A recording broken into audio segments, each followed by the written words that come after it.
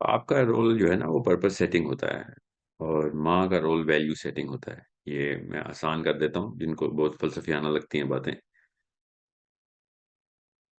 बहुत strong combination है इन दोनों का, दोनों एक-दूसरे के बगैर चल नहीं सकते। I am not talking about mother and father here, of course बात तो उन्हीं के ज़ुमरे में हो रही है, मगर values and purpose.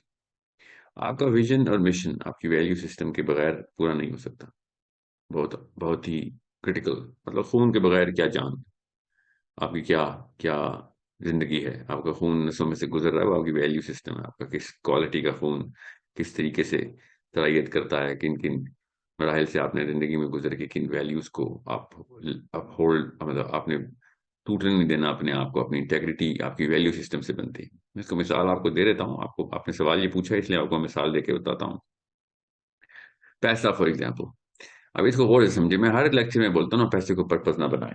Her lecture में मेरा यही एक मामला जो है ना समझ से आ रही है। हर बंदा ये इस पे एतराज़ कर रहा है कि सर ये खुद तो पैसे बना रहे हैं या पैसों के बगैर ज़िंदा नहीं रह सकते।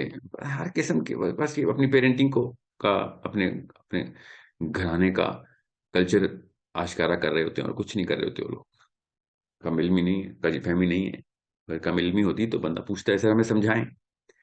कजी-फ़हमी होती है तो बंदा कहता है, सर समझ नहीं आई, मुझे किसी और मिसाल से वाज़ेह कर दें। ये जो है ना, ये एक वैल्यू सिस्टम की कमी है जो आप एकदम नकब लगाते हैं। बात सुनी और अगले बंदे की बस तनकीद शुरू कर दिया, मज़ाक उड़ाना और तज़हीक शुरू कर दी और उसकी कैरेक्टर असैसिनेशन के ऊपर आ गए, एड होमिनेम अटैक्स शुरू कर दिए। कि आपके घर वालों की, स्पेशली मैं इसीलिए कह रहा हूँ, वालिदा से वैल्यू सिस्टम नहीं मिला हुआ। ऐसे लड़कों को देखेंगे आप, ऐसे लड़कियों को देखेंगे आप कि बात जो भी नहीं समझ आ रही या आपके फ़लसफ़े से टकरा रही है, अचानक आपने एक बंदूक निकाली, गोली चलानी शुरू कर दी और इंतहाई नीच किस्म के ओछे तर्क इख्तियार करने में कोई आड़ नहीं रखी आप। ये वैल्यू सिस्टम की कमी है। मैं समझा देता हूँ, एग्ज़ाम्पल मिसाल देके वाज़ेह करता हूँ। पैसा बाप ने पर्पस सेट करके देना, ऊँची उड़ान बाप का काम होता है। क्या है ऊँची उड़ान? तजर्बे के बाद आपको खुद भी पता चल जाएगी, उम्र जब होगी आप सबकी, तो आपको पता चल जाएगा कि दुनिया में 2 ही तरह के लोग हैं। एक जिनके पर्पस बड़े सेट हुए हुए हैं, बड़ा सोचते हैं, ऊँचा उड़ते हैं, और एक वो जो अपनी-अपनी खेलते हैं बस। पैसा आपको अपनी ये निचली सोच में लेके आता है। अगर आपका पर्पस पैसा बनेगा तो ज़ाहिर है आपको फिर हर काम, हर बंदे को आप तबाह करने के लिए तैयार हो जाएँगे। दुनिया में इन 2 तरह के लोगों की शिनाख्त कोई भी बंदा एक ख़ास उम्र में कर लेता है, जिसके जिसके पास थोड़ी-सी डिसीज़न मेकिंग पावर आ जाए, थोड़ी-सी ऐसे मामलात में आ जाए वो, जिसमें उसको लोगों के, मतलब उसको डिपेंडेंट हो जाए, उसको टीम बनानी पड़े, ग्रुप बनाना पड़े, जत्थे से काम, गिरोह से काम लेना पड़े, कंपनी जैसे कोई सीईओ लग जाए या बड़े डायरेक्टर लग जाएँ, या आप किसी भी मौके के ऊपर कोई बिज़नेस करें और आपको एम्प्लॉइज़ रखने पड़े, तो आपको पता चलता है। बड़े मिशंस के लिए, अब मैं जान के कंपनीज़ की तरफ नहीं जा रहा हूँ, कंपनी ज़्यादातर पैसा बनाने के लिए खोली जाती हैं, which is okay. What they do with that money is the problem. मैं मिसाल देता हूँ रेड क्रेसेंट की फॉर एग्ज़ाम्पल, मैंने काम किया है वॉलंटियरली। इसी तरह रेड क्रॉस चल रहा है दुनिया में, ग्रीन पीस चल रहा है, लाखों इस तरह की ऑर्गेनाइज़ेशंस हैं। अ, मैं आपको छोटी-सी एक और मिसाल देके ना इस तरफ ट्रांज़िट करता हूँ। मैं ना एक साइकोलॉजी में एक किताब में एक केस स्टडी पढ़ रहा था और रैंडमली चल रही थी, कोई और टॉपिक चल रहा था और उन्होंने स्विमर्स की एग्ज़ाम्पल दी हुई थी कि स्विमिंग जो है ना, 3 तरह के तैराक होते हैं स्विमिंग करने के लिए, 3 तरह के जो है ना लोग आते हैं। एक वो जो कि हॉबी के तौर पे करते हैं, एक वो जो कि हेल्थ के लिए करते हैं, और एक वो जो कि कॉम्पिटिशन या स्पोर्ट के लिए करते हैं। तो ये इनकी हाफ लाइफ होती है, कितने अरसे में इन्होंने स्विमिंग छोड़ देनी है, ये डिपेंड करता है कि इनका पर्पस क्या है। जो एथलीट्स होते हैं सबसे पहले छोड़ते हैं, जो हॉबी करने, जो ऐसी कॉम्पिटिशन जीत जाते हैं या फिर गिव अप कर जाते हैं, हार जाते हैं, तो वो छोड़ देते हैं स्विमिंग ज़्यादातर। और जो हॉबी के लिए करते हैं वो ज़्यादातर वो लोग होते हैं जो कि थोड़ी देर तक चलते हैं और फिर और कुछ साल बाद वो भी छोड़ देते हैं। जो लोग हेल्थ के लिए कर रहे होते हैं ना, वो सबसे लंबे दौरानिए के लिए स्विमिंग करते हैं। ये एक रेगुलर से एक सफ़े के ऊपर मैंने केस स्टडी पढ़ी और अचानक एक ऐसा खाना मेरे दिमाग का ना वहाँ से कनेक्ट हो गया कि ये देखें पर्पस किस तरीके से शनाख्त करता है इंसानों की। बिल्कुल इस तरीके से आप ये रेड क्रिसेंट पे आ जाएँ आप ज़रा। मैं रेड क्रिसेंट में थोड़ा ही अर्सा लगाया। रेड क्रॉस के अंदर मेरे बहुत ज़्यादा मेरे दोस्त, मेरे कुछ प्रोजेक्ट्स चले जिनमें रेड क्रॉस के लिंक्स हमारे हमारे पास थे। एग्ज़ैक्ट सेम, एग्ज़ैक्ट जुमले वर्ड टू वर्ड सेम थे जो मैंने उनकी मैनेजमेंट से पूछे। रेड क्रिसेंट वालों से आप बात करें, ईदी फॉर एग्ज़ाम्पल, उधर जाएं, आपको पता चलेगा कि जो लोग वॉलंटरली आते हैं, पर्पस के लिए आते हैं कि हमने बड़ा काम करना है, वो सबसे लंबे दुरानी के लिए आते हैं, सबसे ज्यादा काम करते हैं, 24 घंटे काम करते हैं, और ज्यादा अपने जो उनका जितना काम उनको दिया जाता है उससे ज्यादा की डिमांड की इनिशिएटिव ले रहे होते हैं। जो लोग अपनी नौकरियां करने के लिए इन कंपनी में बैठे हुए हैं, उनको थोड़ा सा ज्यादा काम दे दो तो कंप्लेंट शुरू कर देते हैं, अपना काम भी पूरा नहीं कर सक रहे होते, तनख्वाह का वेट कर रहे होते हैं, तनख्वाह वाले हफ्ते में काम ठीक करते हैं, उसके अलावा काम नहीं कर रहे होते। ये बाप का काम होता है छोटे से बच्चे को इस तरह की शनाख्त करने के बाद देख लेना कि मेरा बच्चा इन दोनों कैटेगरी में से किस में जाएगा। अब हजार और मसाइल और मराहिल हैं इसके बीच में, मैं वो हली इस वक्त माँ और बाप के, आपने जो सवाल पूछा है उसके जवाब में बता रहा हूँ कि पर्पज अगर बड़ा करेगा तो वो वाला काम बंदा है कि जो दुनिया को रोशनी दे रहा होगा। और उसकी मिसाल भी वही बात है, फिर ये फलसफियाना जुमला ना लगे, जब रेड क्रेसेंट में एम्प्लॉइज वॉलंटियर्स को देखते हैं ना तो उनकी एनर्जी भी आती है, वो और ज्यादा काम करते हैं कि यार ये मुफ्त में नहीं, पैसे दे के करने के लिए आया हुआ इधर, और मैं अभी इस कंपनी से पैसे ले रहा हूँ और फिर भी काम नहीं पूरा कर रहा हूँ। एनर्जी की सोर्स होते हैं ये वॉलंटियर्स, ये मिशनरीज, ये मिशन पे आए होते हैं, इनका विजन होता है, इन्होंने दुनिया में बड़े काम करने की ठानी होती है। कहाँ से आते हैं, किन घरों से उठ के आते हैं, सोचे जरा, हमारे ही घरों से उठ के आते हैं। बस बाप का फर्क होता है, माँ का फर्क होता है, बस। आसान। माँ और बाप ने बचपन में बस चाबी घुमा दी होती है जिसमें पता होता है कि भैया काम बड़ा करना है, उड़ान ऊंची करनी है, अपनी अपनी नहीं खेलनी। अब आ जाए अम्मी की तरफ, वैल्यू सिस्टम की तरफ। मैं मिसाल दे रहा हूँ, वैल्यू पर्पस अम्मी भी सेट कर सकती है, मगर इस तरीके से बाप इंस्टॉलेशन के बाद एग्जीक्यूशन स्ट्रेटजी की तरफ लेके जाता है, वो माँ के काम नहीं होने, उस तरीके से नहीं हो सकते जिस तरीके से। और जो वैल्यू सिस्टम माँ के पास जिस एज में और जिस डिमांड ऑफ नर्सिंग के दौरान बच्चा आ रहा होता है, उसकी केमिस्ट्री लॉक हो रही होती है माँ के थ्रू, वो अगर आप माँ की उस वैल्यू को समझ लें तो आपको पता चले कि किस तरीके से बाप वो काम नहीं कर सकेगा, या उस तरीके से नहीं कर सकेगा, उससे नहीं होने वो जो माँ से होने। अब मैं एक इतनी बड़ा मसला बताता हूँ, इसी तरीके से अब मैं आपको एक और नक्शा खींचता हूँ। दो ही तरह के लोग हैं जिनकी वैल्यूज में मसाइल हैं, आपको मिलेंगे, आपके साथ होते हैं, आप क्या पता आप खुद हों। खैर आप हैं तो किसी कैटेगरी में ही देख लेंगे और कौन सी कैटेगरी है आपकी। एहसान।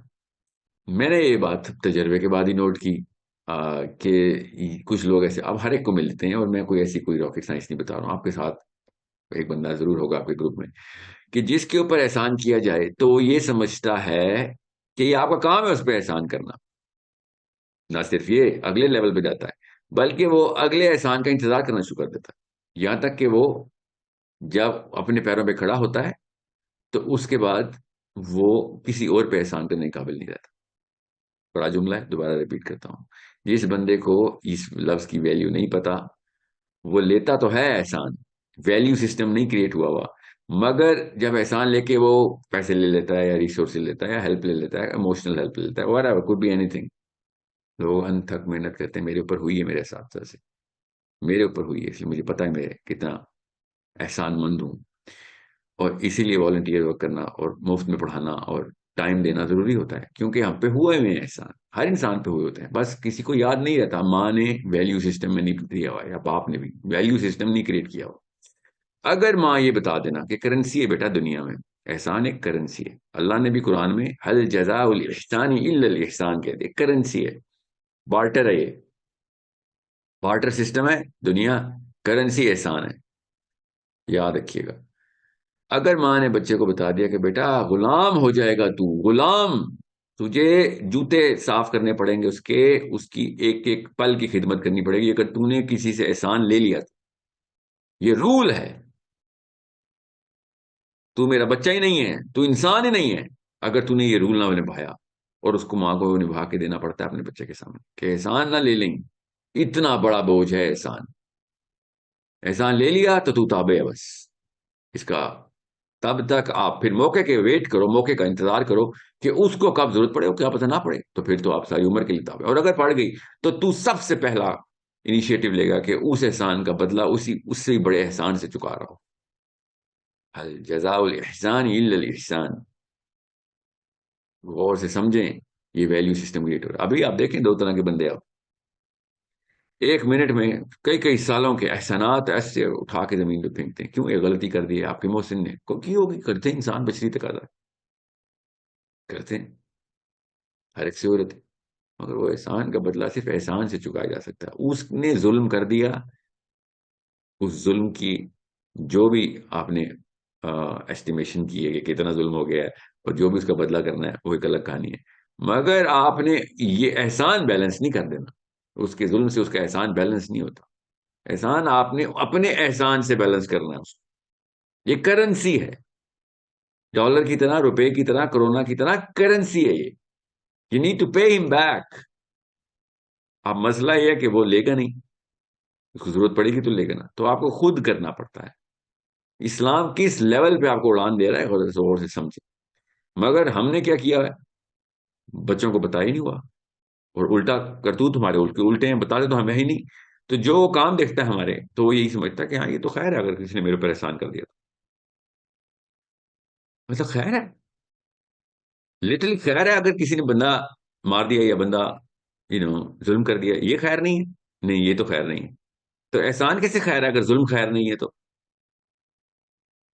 खैर वाला उर्दू वाला खैर बोल रहा हूँ, अरबी में तो खैर ही है, एहसान इज नथिंग बट खैर।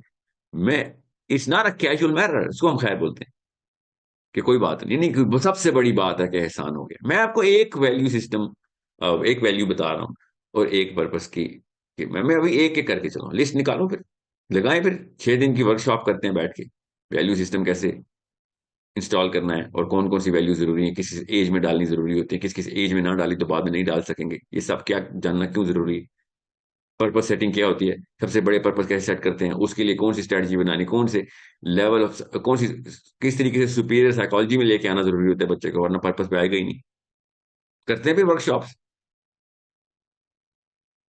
आप चाह रहे हैं कि बच्चों की तरह समझाया जाए, तो फिर बच्चों वाली हरकतें करें। आप बड़ों वाली हरकतें क्यों करें? फॉर एग्जाम्पल शादी। अगर आपको ये वाली बातें नहीं पता जो बच्चों को पता होनी चाहिए, मैं इसलिए बच्चों की तरह समझा रहा हूं, तो फिर और बच्चे पैदा करने के लिए तो ना क्लेम करें कि मेरी शादी कर दो, आपको तो बेसिक्स नहीं पता अभी। If you cannot understand this, you're not ready to get married. It's a simple 1+1। वरना आपने और एहसान फरामोश पैदा कर देने, और इंफीरियर साइकोलॉजी के पैसों के हारिस जानवर पैदा कर देने। दोनों को आप कपल कर लें, एक एहसान फरामोश पैसे के पर्पज से आ जाए तो क्या करेगा आप देखें जरा जानवर कैसे बनता है। पार्लियामेंट हाउस में क्या हो रहा है? बगैर पर्पज के पैसों के हारिस। दुनिया में जुल्म कहाँ हो रहा है? बगैर पर्पज के पैसों के हारिस। अभी मैं सिर्फ पैसे की बात की, एक बात बताइए, अभी मैं नार्सिसिज्म की तरफ जाऊं, एरोगेंस की तरफ जाऊं, my god there so many things that we have made into a purpose. मेरे सामने ऐसे लिस्ट खुलती है, ऐसे अरे ऐसे सामने आती है, कितने से शुरू करूं मैं? पैसे इसलिए बोल रहा हूं, आपके ग्रामर में पैसा रजिस्टर्ड है। लाख पाकिस्तानियों में से एक को नार्सिसिज्म का पता होता है, एक को बिगेटरी का पता होता है। ऐसे में वो कहां से मैं लेके आऊं वो वोकैबलरी कि जो लोकल ग्रामर में इजाद ही नहीं हुई अभी। पैसा ठीक है, अभी पैसे तक ही रखते हैं। माँ और बाप के रोल को समझें। इंसान बनाना मकसद होता है, बच्चे पैदा करना मकसद नहीं होता शादी का।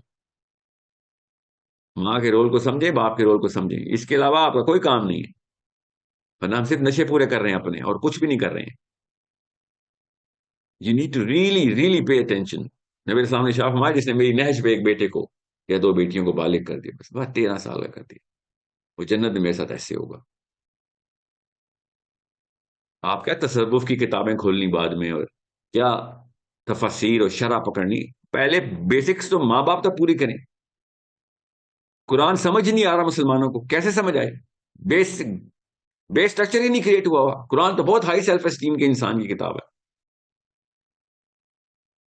एक लो सेल्फ एस्टीम के बंदे को तो कुरान नहीं समझ आ सकता। मेरी बातों को लोग कह रहे हैं बड़ी फिलोसॉफिकल बातें, आप कुरान कैसे समझ आ रहा है आपको?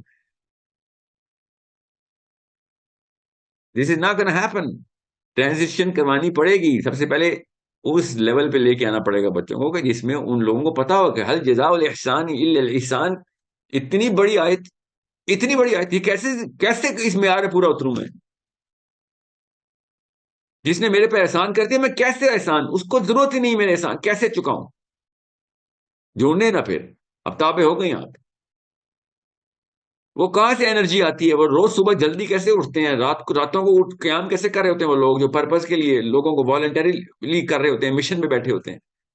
उनके माँ बाप नहीं, उनके भी बच्चे नहीं होते, तो उनकी क्या दास्तानें होती हैं घरों की।